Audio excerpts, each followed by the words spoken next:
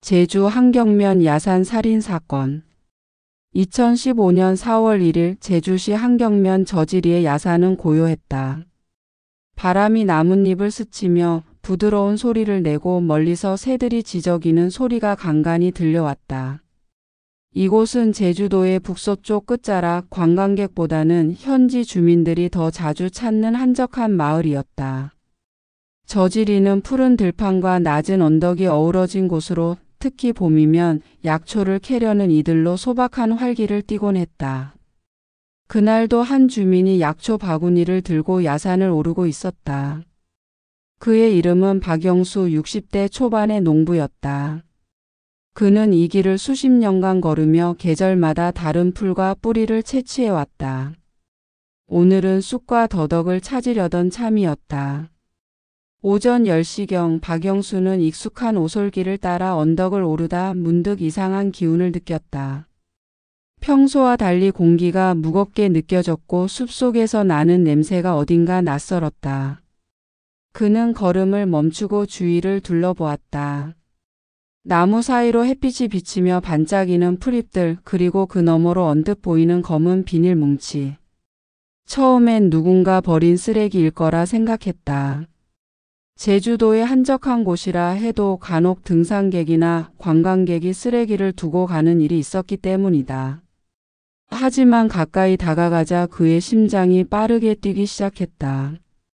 비닐은 단순한 쓰레기가 아니었다. 사람의 형체를 감싸고 있었다. 박영수는 숨을 삼키며 조심스레 다가갔다. 비닐은 바람에 살짝 흔들렸고 그 아래로 드러난 것은 차갑게 굳은 사람의 손이었다. 손가락은 창백했고 손톱 끝에는 흙이 묻어 있었다. 그는 본능적으로 뒤로 물러서며 비명을 지를 뻔했지만 입을 틀어막고 주저앉았다. 이게 뭐야? 이게 대체? 그의 목소리는 떨렸고 손은 바구니를 놓쳐 약초가 땅에 흩어졌다. 그는 급히 주머니에서 휴대폰을 꺼냈다. 손이 덜덜 떨려 번호를 누르는데 몇 번이나 실패했다. 마침내 112에 전화가 연결되었고 그는 숨을 몰아쉬며 말했다. 여기 사람 시체가 있어요. 저지리 야산 빨리 와주세요. 경찰은 신고를 받고 20분 만에 현장에 도착했다. 제주 서부경찰서 소속 형사들과 과학수사대가 야산을 봉쇄했고 주민들은 멀리서 웅성거리며 무슨 일인지 수군댔다. 박영수는 경찰의 질문에 대답하며 여전히 충격에서 벗어나지 못한 표정이었다. 그냥 약초 캐러 왔는데 저런 걸 볼 줄은. 그는 말을 잇지 못하고 고개를 저었다. 경찰은 비닐을 조심스럽게 걷어냈다. 그 아래 드러난 것은 50대 여성의 시신이었다. 그녀는 옷이 부분적으로 찢겨 있었고 몸 곳곳에 흉기로 찔린 흔적이 선명했다. 얼굴은 창백했고 눈은 허공을 응시하듯 열려 있었다. 피는 이미 굳어 검붉은 색으로 변해 있었다. 현장은 처참했다. 시신 주변에는 피가 흩뿌려져 있었고 흙바닥에는 발자국과 끌린 흔적이 남아 있었다. 과학수사대는 즉시 증거 수집에 들어갔다. 비닐, 흙, 시신에 묻은 섬유 조각, 그리고 주변의 풀잎까지 하나하나 채취되었다.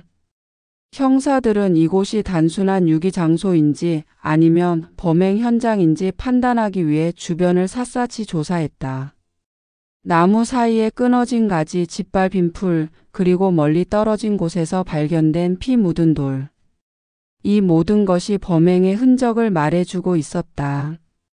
시신은 곧 부검을 위해 제주대학교 병원으로 옮겨졌다. 부검 결과 피해자는 사망 전 심한 폭행을 당했으며 성폭행의 흔적도 확인되었다. 흉기로 찔린 상처는 총 24곳에 달했고 그중 몇 개는 치명적이었다. 사망 시간은 전날 밤, 즉 3월 31일 늦은 시간으로 추정되었다. 피해자의 신원은 지문과 신고된 실종자 기록을 통해 빠르게 확인되었다. 그녀는 제주시 내에서 혼자 사는 50대 여성 최모 씨였다. 평소 조용히 생활하던 그녀는 이웃들에게도 별다른 주목을 받지 않는 평범한 사람이었다. 그녀의 죽음은 마을에 충격을 안겼다. 경찰은 이 사건이 단순한 우발적 범죄가 아님을 직감했다. 시신을 비닐로 감싼 점, 야산이라는 외진 장소를 선택한 점, 그리고 피해자의 소지품이 대부분 사라진 점은 범행이 계획적이었음을 암시했다. 특히 피해자의 가방에서 발견되지 않은 신용카드와 현금은 강도 살인의 가능성을 높였다. 하지만 무엇보다 형사들을 긴장하게 만든 것은 범행의 잔혹성이었다. 24번의 흉기 상처는 단순한 살인을 넘어 분노나 쾌락이 얽힌 범죄일 가능성을 내비쳤다. 저지리 마을은 순식간에 공포에 휩싸였다. 제주도는 관광지로 유명했지만 이런 강력 범죄는 드물었다. 주민들은 문을 잠갔다. 밤이면 골목길이 썰렁해졌고 야산 근처로는 아무도 가지 않았다. 소문은 빠르게 퍼졌다. 외지인 짓일 거야. 그 여자 평소에 누굴 잘못 만난 거 아니야? 사람들은 불안과 호기심을 뒤섞으며 이야기를 나눴다. 하지만 진실은 아직 멀리 있었다. 한편 제주 서부경찰서의 수사본부는 밤낮 없이 움직였다. 형사들은 피해자의 마지막 행적을 추적하기 시작했다. 최모 씨는 사망 전날 오후 제주 시내의 한 식당에서 밥을 먹은 것으로 확인되었다. 그녀의 휴대폰 기록은 그날 저녁 8시 이후 끊겨 있었다. 통화 내역과 문자 메시지를 분석한 결과 그녀가 최근 누군가와 자주 연락한 흔적이 발견되었다. 그 번호는 가입자 정보가 불분명한 선불폰이었다. 경찰은 이 번호를 단서로 삼아 추적에 들어갔다. 수사본부의 회의실은 긴장감으로 가득했다. 책상 위에는 피해자의 사진과 현장 스케치, 부검 보고서가 흩어져 있었다. 팀장인 김영사는 담배를 피우며 말했다. 이건 우발적인 범죄가 아니야. 누군가 이 여자를 노렸어. 그리고 그놈들은 우리가 생각하는 것보다 훨씬 치밀할지도 몰라. 그의 말에 형사들은 고개를 끄덕였다. 그들은 아직 모르고 있었다. 이 사건의 배후에 두 남자 김성태와 임가가 있었고 그들이 온라인 게임 속에서 만난 공모자라는 사실을. 박영수는 그날 이후 야산에 발을 들이지 않았다. 그는 밤마다 악몽을 꾸었다. 비닐 아래에 창백한 손, 허공을 응시하던 눈. 그는 아내에게 말했다. 내가 그걸 왜 봤을까? 그냥 다른 길로 갔으면. 아내는 그의 손을 잡으며 달랬지만 그의 눈에는 두려움이 가시지 않았다. 저지리의 야산은 이제 단순한 약초밭이 아니었다. 그것은 비극의 무대였고 제주도의 어두운 그림자를 드리운 사건의 시작점이었다. 2015년 3월 제주시의 한 낡은 원룸. 김성태는 컴퓨터 모니터 앞에 앉아 있었다. 화면에는 화려한 그래픽의 온라인 MMORPG 게임이 펼쳐져 있었다.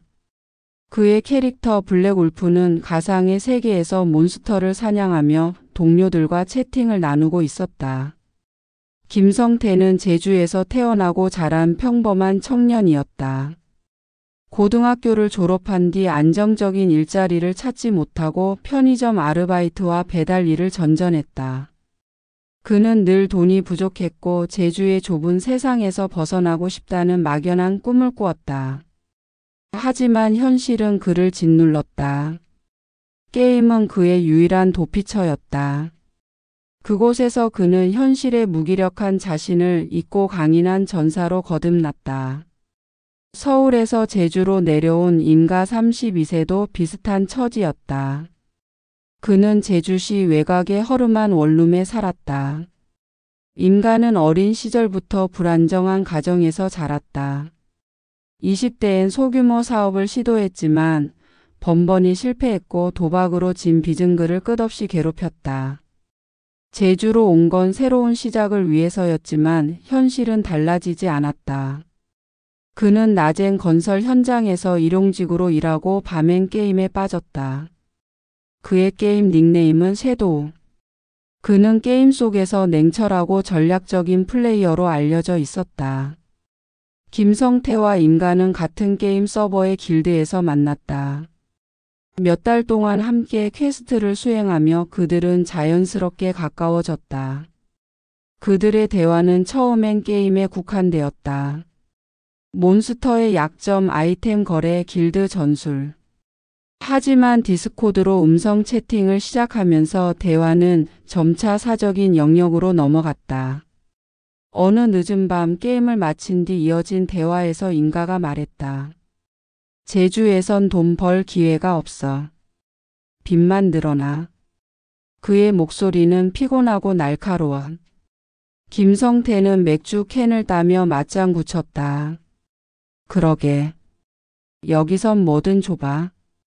돈만 있으면 다 해결될 텐데. 그들은 서로의 불만을 공유하며 공감대를 형성했다. 게임 속 동료였던 그들은 현실에서도 서로의 좌절을 이해하는 유일한 존재가 되어갔다.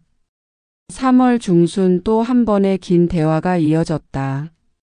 임가가 농담처럼 말했다. 돈 많은 사람 하나 털면 어때? 제주엔 그런 사람 많잖아. 김성태는 잠시 침묵했다. 그는 웃으며 미쳤냐? 라고 대꾸했지만 속으로는 그 말이 맴돌았다. 다음 날 그는 먼저 말을 꺼냈다. 그거 진짜로 할 수 있으면 어때? 임가는 바로 대답하지 않았다.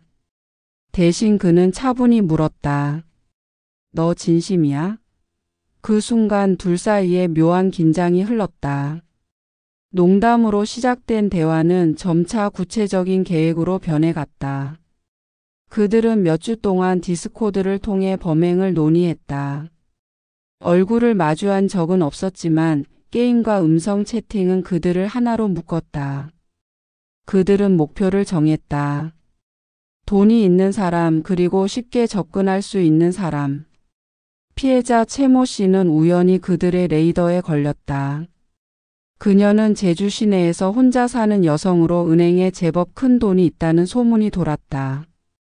김성태는 그녀를 우연히 동네에서 본 적이 있었다. 평소 조용히 다니던 그녀는 눈에 띄지 않는 평범한 중년 여성이었다. 그는 임가에게 말했다. 이 여자면 될 것 같아. 방심할 타입이야. 계획은 치밀했다. 김성태가 피해자를 유인하고 임가는 망을 보며 지원할 역할이었다. 그들은 범행 장소로 한경면 저지리의 야산을 선택했다. 관광객이 드물고 밤이면 인적이 끊기는 곳이었다.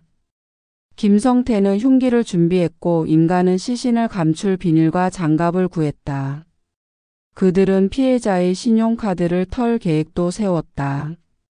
돈을 인출해 유흥비로 쓰고 흔적을 지우면 그만이라는 계산이었다.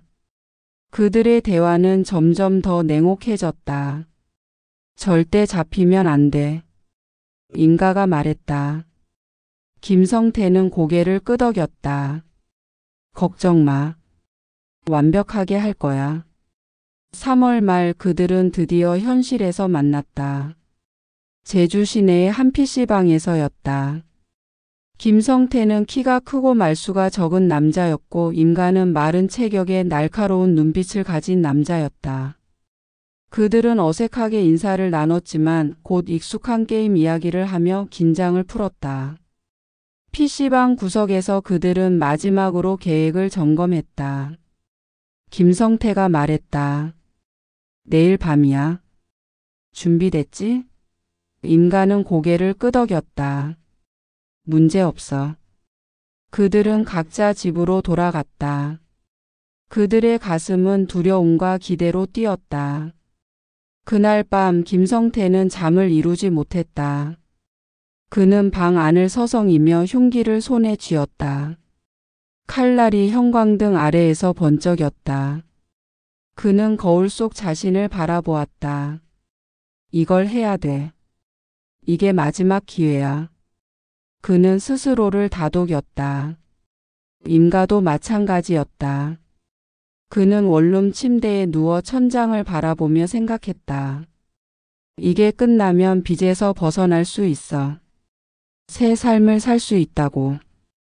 그들은 서로 다른 방에서 서로 다른 이유로 같은 결심을 했다. 다음 날 3월 31일. 저녁 8시경 김성태는 최 모 씨에게 접근했다.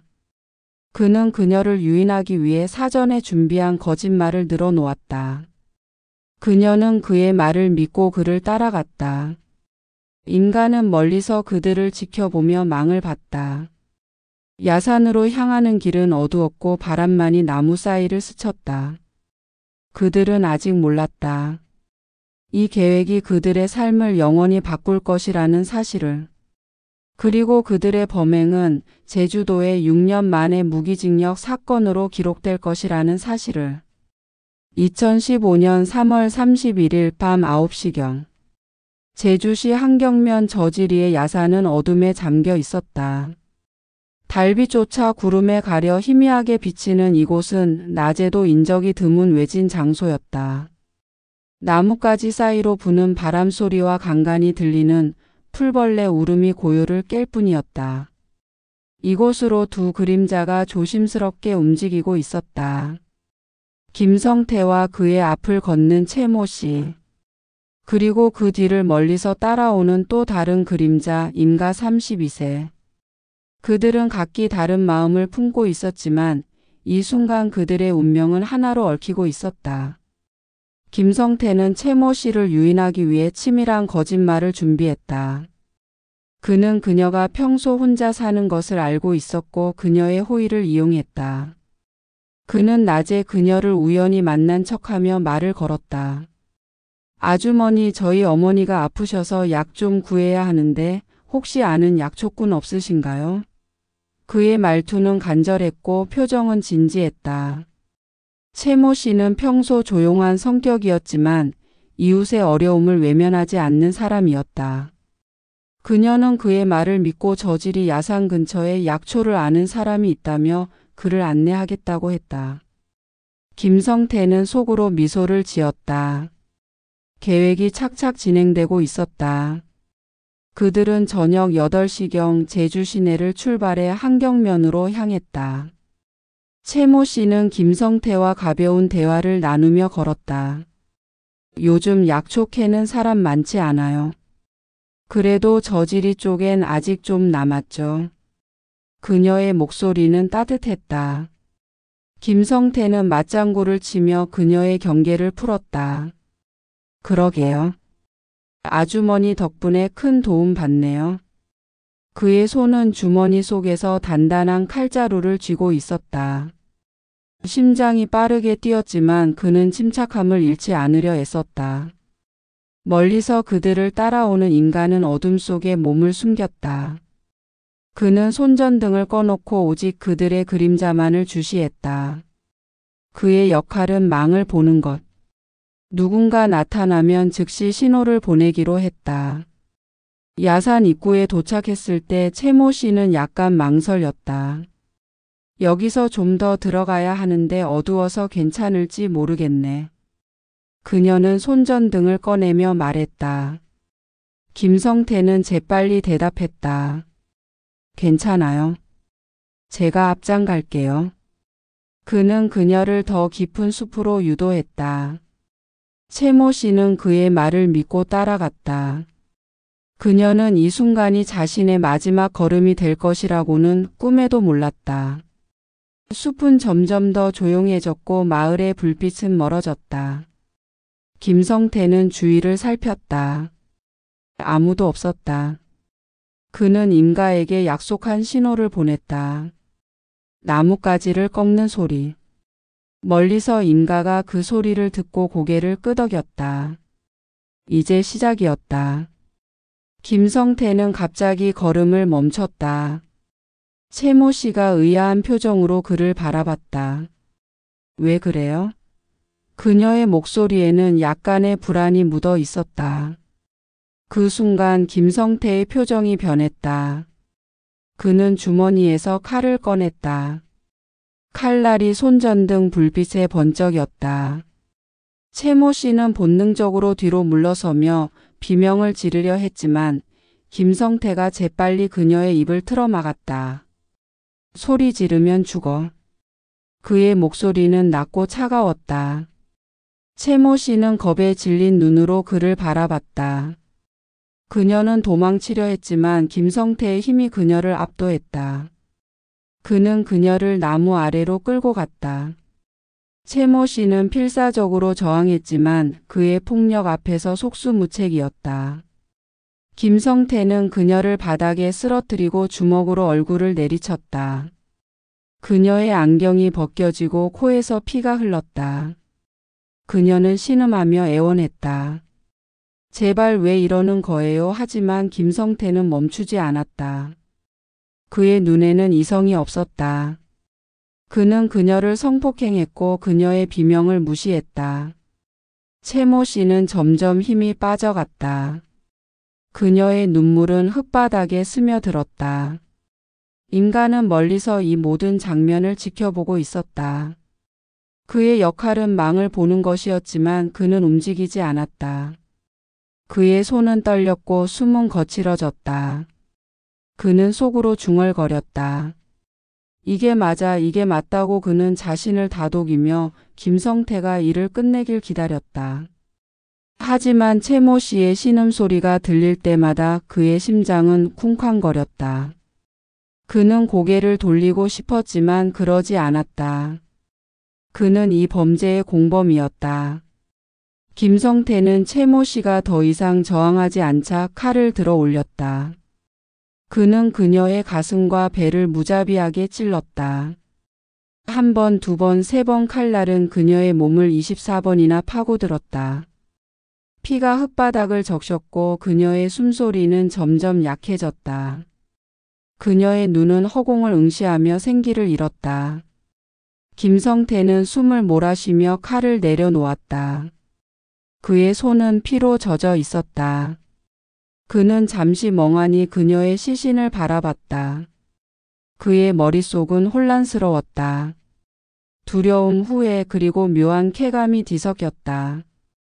임가가 조심스럽게 다가왔다. 끝났어? 그의 목소리는 떨렸다.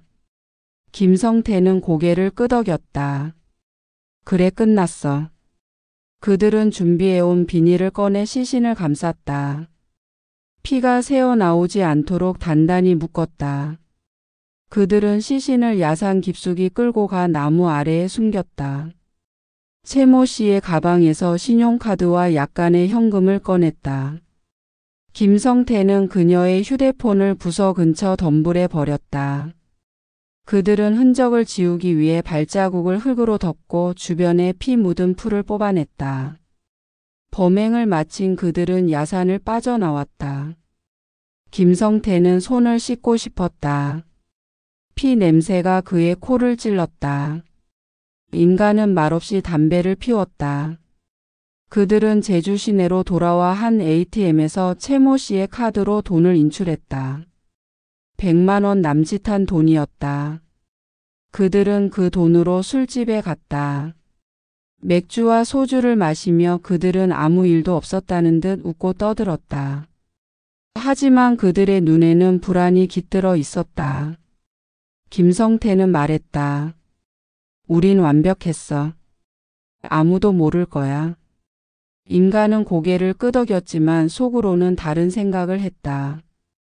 이게 정말 괜찮은 걸까? 그들은 그날 밤 각자의 집으로 돌아갔다. 김성태는 샤워를 하며 손에 묻은 피를 닦아냈다. 하지만 아무리 문질러도 피 냄새는 사라지지 않는 것 같았다. 그는 침대에 누워 천장을 바라봤다. 그의 머릿속엔 채모 씨의 마지막 표정이 떠올랐다. 그는 눈을 감았다. 다 끝났어. 이제 잊으면 돼. 그는 스스로를 위로했다. 인간은 원룸에서 담배를 피우며 창밖을 내다봤다. 제주의 밤은 고요했다. 하지만 그의 가슴은 고요하지 않았다. 그는 속으로 중얼거렸다. 잡히면 안 돼. 절대 잡히면 안 돼. 다음 날 아침 약초를 캐던 주민 박영수가 야산에서 비닐에 덮인 시신을 발견했다. 제주도는 충격에 휩싸였다. 김성태와 임가는 뉴스를 보며 긴장했다. 하지만 그들은 아직 자신들의 계획이 완벽하다고 믿었다. 그들은 몰랐다. 경찰이 그들의 흔적을 하나씩 찾아가고 있다는 사실을. 그리고 이 사건이 제주도에서 6년 만에 무기징역을 선고받을 강력 범죄로 기록될 것이라는 사실을. 2015년 4월 초 제주시 한경면 저지리 야산에서 발견된 최모 씨의 시신은 제주도를 충격에 빠뜨렸다. 경찰은 즉시 수사에 착수했고 제주 서부경찰서의 수사본부는 밤낮 없이 움직였다. 피해자의 부검 결과는 끔찍했다. 24번의 흉기 상처, 성폭행의 흔적, 그리고 심한 폭행. 이 사건은 단순한 강도 살인이 아니었다. 치밀한 계획과 잔혹한 실행이 뒤얽힌 범죄였다. 경찰은 이 사건이 우발적이지 않다고 판단했고 범인들의 흔적을 쫓기 시작했다. 김성태와 임가는 자신들의 계획이 완벽하다고 믿었지만 그들의 공모는 이미 균열을 드러내고 있었다. 수사본부의 형사들은 피해자의 마지막 행적을 추적했다. 최모 씨는 3월 31일 저녁 8시 이후 휴대폰 신호가 끊겼다. 그녀의 통화 기록에서 수상한 선불폰 번호가 발견되었다. 이 번호는 최근 그녀와 여러 차례 연락한 흔적이 있었다. 경찰은 선불폰의 가입자 정보를 추적했지만 가짜 신분으로 등록된 번호였다. 그러나 그들은 포기하지 않았다.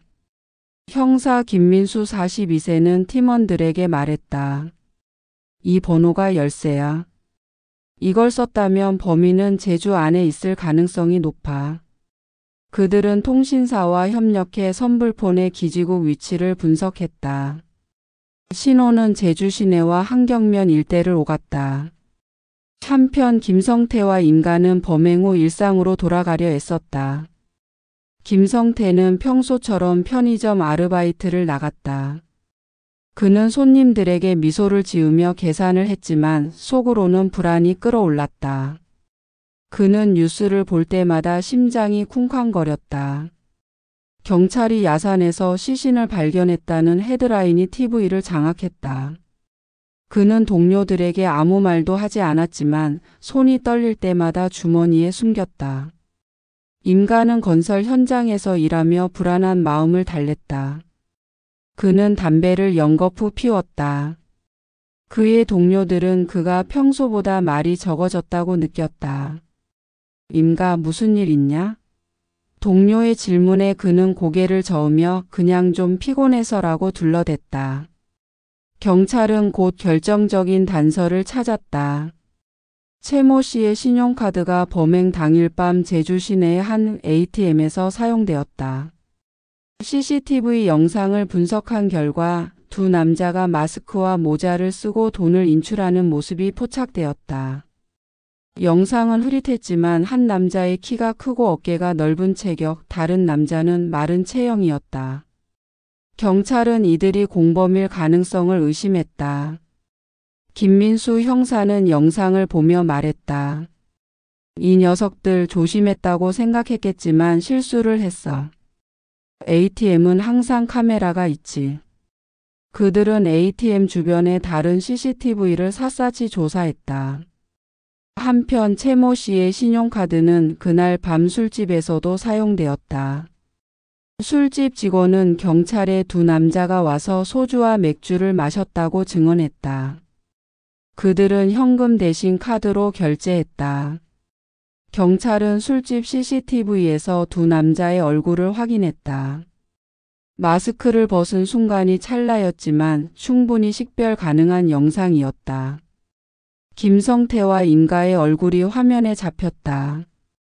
경찰은 이들의 신원을 파악하기 위해 데이터베이스를 뒤졌다. 김성태는 과거 경미한 폭행 사건으로 지문이 등록된 적이 있었다. 임가는 도박 관련 사건으로 경찰서에 출석한 기록이 있었다. 두 사람 모두 제주에 거주 중이었다. 김민수는 팀원들에게 지시했다. 이 녀석들 집으로 가. 지금 잡아야 해. 4월 5일 새벽 경찰은 김성태와 임가의 원룸을 급습했다. 김성태는 잠옷 차림으로 문을 열었고 경찰을 보자마자 얼굴이 창백해졌다. 뭐예요? 그는 떨리는 목소리로 물었다. 경찰은 그를 제압하고 집을 수색했다. 그의 방에서 피 묻은 옷과 장갑이 발견되었다. 임가의 집에서도 비슷한 증거가 나왔다. 비닐 조각과 피해자의 신용카드 인출 영수증. 두 사람은 즉시 체포되었다. 수사본부로 끌려간 그들은 서로 다른 취조실에 갇혔다. 김성태는 처음엔 모든 혐의를 부인했다. 나 그런 거 안 했어요. 잘못 아셨어요. 그는 땀을 흘리며 경찰을 설득하려 했다. 하지만 증거는 압도적이었다. 피 묻은 옷의 DNA는 피해자의 것과 일치했다. 그의 집에서 발견된 칼은 부검 보고서에 나온 흉기 상처와 일치하는 날을 가지고 있었다. 김민수는 그를 몰아붙였다. 김성태, CCTV에 내 얼굴이 다 나왔어. 더 부인해봤자 소용없어. 김성태는 결국 고개를 숙였다.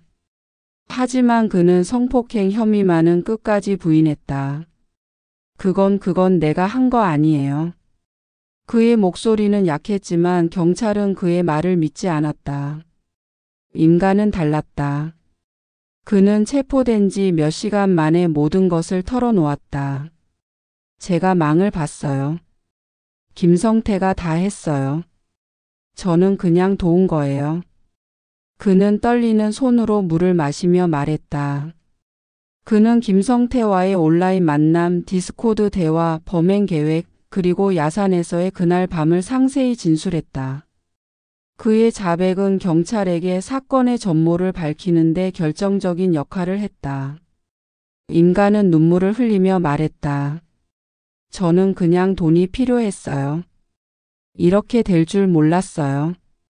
하지만 그의 후회는 이미 늦은 것이었다. 재판은 신속히 진행되었다. 2015년 말 제주지방법원에서 김성태와 임가에 대한 선고가 내려졌다. 김성태는 살인, 성폭행, 강도 혐의로 무기징역을 선고받았다.